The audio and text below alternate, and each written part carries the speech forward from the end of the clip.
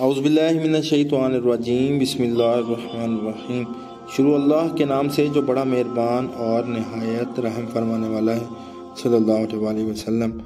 انہوں نے اپنی بیوی آمنہ بنت غفار کو جبکہ وہ حائضہ تھیں طلاق دے دی۔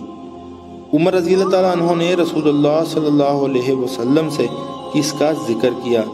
آپ اس پر بہت غصے ہوئے اور فرمایا کہ وہ ان سے اپنی بیوی سے رجوع کر لیں اور اپنے نکاح میں رکھیں، یہاں تک کہ وہ ماہواری سے پاک ہو جائے، پھر ماہواری آئے اور پھر وہ اس سے پاک ہو۔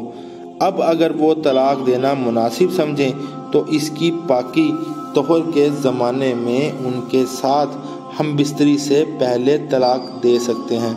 بس یہی وہ وقت ہے جس میں اللہ تعالیٰ نے مردوں کو حکم دیا ہے کہ اس میں یعنی حالت طہر میں طلاق دیں۔